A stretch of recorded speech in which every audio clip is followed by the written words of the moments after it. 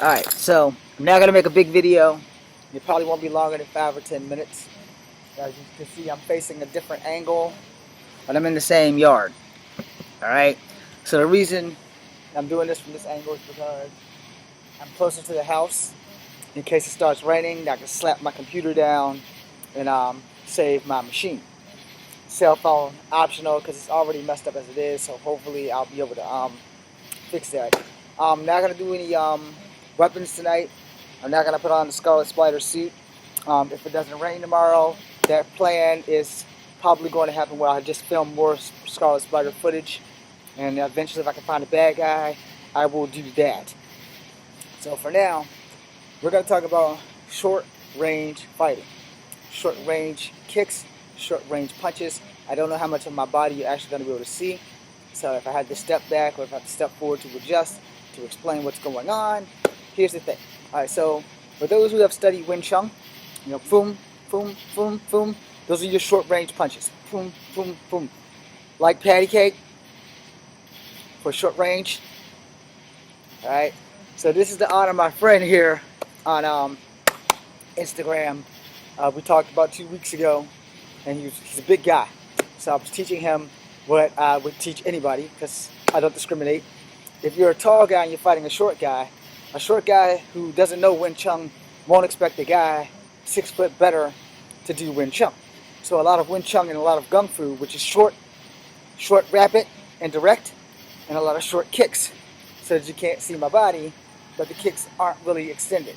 They're not going to be like Taekwondo where it's kick, boom, it's going to be short. So soon, your primary targets are shins and knees. So for upper body, for the chest to face area, for your Wing Chun, boom, boom, get it out there. Now I'm fighting in a southpaw stance for you, but for regular, alright, well for southpaw, because it looks better over here, and plus, to be honest, when it comes to Kung Fu or any martial art, a lot of people aren't going to tell you this, but I'm going to tell you this. You don't have to agree with it, you don't have to like it.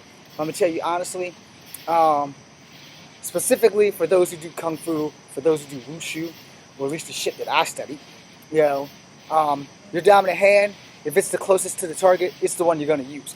Your non-dominant hand, if it's the closest to the target, that's the one you're going to use. But for Kung Fu, when they throw that punch, and you slap, when you catch their elbow, they'll be coming from this direction. So this is the wrist, this is the elbow. Snap and you slide. So snap and you slide. So for Wing Chun and Kung Fu, if your opponent's on this side, boom, but let's say you can't do that, so you just block and strike. So if you're going to use Wing Chun strikes, they're going to be short. Boom, boom, boom. Sometimes your stronger hand is faster than your non-dominant hand. Now the reason why I said that is because there are some people who are even-handed, so they can go from this side or this side. I'm one of those people who train my non-dominant hand to become just as dominant as my dominant hand, because your dominant hand will compensate, it will pick up, no worries. Legs, nothing matter, but your dominant leg will pick up. So if you train with your non-dominant side the most, you got a better chance of it making you more well-rounded, where if you're just, I'm going to be right-handed, boom, boom, I'm going to be right-legged. Well, sometimes you're going to need angles, and this side is the only side you're going to be able to use. So, boom, boom. That was a high kick. Wing Chun doesn't have anything over waist level kicks. Let me state that again. The Kung Fu Wing Chun that I studied was mid-range, low-range. Okay? Wushu, higher kicks. Kimpo, higher kicks. Taekwondo, higher kicks. So if you're going to be a short guy fighting a tall guy, and you're going to use Wing Chun, you're going to have to be more direct, and it's more close combat, where if you're going with Taekwondo, you can feel it out. You can get in there, feel it out. But Wing Chun, it's really short and really quick. So knowing that would help you a lot in combat. Now here's the thing about martial arts. All martial arts have basically the same kicks and punches. Your angle or your body mechanics is what makes it look different to everyone else. So I can't do the Ramba kick anymore, but that's basically where you do the wing, fucking the crane wing, where you're here, but your foot comes up behind you.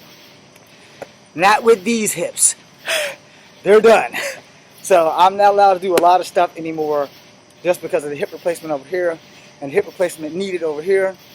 If you're going to join the Army, brush up on your math. Don't get infantry. Because 300 pounds on your back every fucking day is not fun. So for Taekwondo, you have your double. Alright? Let me get over here. Some people who are taller generally go up and then down. I'm short, so I'm going to go down and then up. Now, if you want to combine your Wing Chun or your Kung Fu with Taekwondo, so angle it right and then there. Alright? Now, Kung Fu also kind of does the same thing. So, it's kind of the same thing. So I take my Kung Fu kicks and my Taekwondo kicks because I can't really get them straight in my head. They're all the same to me. So if I'm going to use Kung Fu or Wing Chun, it's going to be low-level kicks to the shin. So I'm going to come back. So if you're taller than me, I have to use my leg range if you're a long-range fighter. But I'm a short-range fighter because I'm short. I'm going to use shit that I know is going to work for me. I'm not going to try to fight your fight. I'm going to make you fight mine. So if you're coming in, if I bait you in, you know,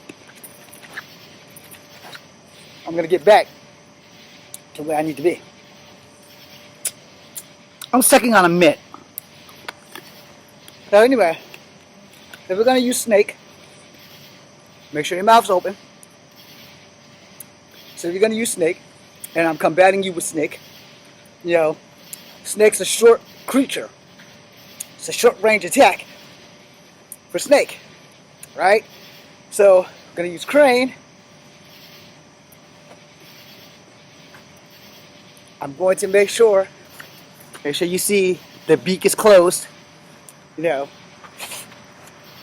my primary target is going to be your sternum or anywhere in your gut range because I can't hit you in solid fucking muscle with the beak strike. I might break my fingers. Same thing if you combine Kempo with the mantis. So I'm going to hit you in indentions. Hold on. No, I'm not built like a brick shit house, but it's easier for me to show you on my body. So you see the indentions there. Let me get closer. So in Kempo you learned it. Everywhere there's a joint, there's a pressure point.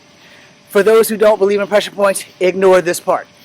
But I strongly believe in pressure points, and if done correctly, the right amount of pressure, pain, and compliance, the shit works. So, we're going into crane.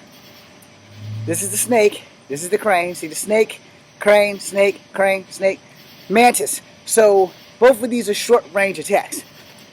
You know, they're short and swift. But if you combine mantis or snake or crane with Kempo, some of your targets are in these indentions. You have 365 of these indentions. They're called pressure points and arteries. So when you watch certain people teach certain breaks or you watch certain movie breaks, they always break here, or I was taught to break at the elbow. If you go back to some of these 80s movies, you'll see a lot of people break at the elbow and Steven Seagal breaks at the wrist. I prefer to break at the elbow because the inabilities you're able to make a fist. Alright, a lot of people are going to go against that. I am sorry. I'm going with what I know. You don't have to believe it. Do what you want. But for Kempo and Mantis, you're going to strike. If you're going to stop a kick, you want to be on the outside. You don't want to try to hit in the teardrop unless they're throwing a round kick. If they're throwing a round kick, you're going to put one arm here, basically the base of your forearm, the other arm on the back, and you're going to snap when they snap. So if they're doing a Taekwondo round, you're going to block and snap Kung Fu style, and you're going to sweep the foot, the standing leg. As they go down, you're going to go down, and you're going to hit them in the crotch. After that, you're going to hopefully be able to handle yourself to where they can't get up and bust you up. I think I just lost Instagram. So I'm going to stop Instagram because my phone's at half base. It might have just went black. Nope, I'm pretty sure I lost. Nope, it's still on. Okay, Instagram, I apologize profusely. I have 48% on my phone. So I will post this, and if you want to see the rest of this video, go to Comfort Havoc number 2. I apologize, this phone's about to die. So thanks for watching, guys. Where the hell is the end button? Is that the end button? No, that is not the end button. Oh shit. Go back to live. This is a pretty girl, but go back to live. No, I think I just fucked up. Ah, hell. Technology. Technology. Ah, crap. Ah, shit. I don't know what happened, so I'm sorry about that. But I have 48%, so I'm gonna stop the video and start a new video, and then we'll go from there. Damn it.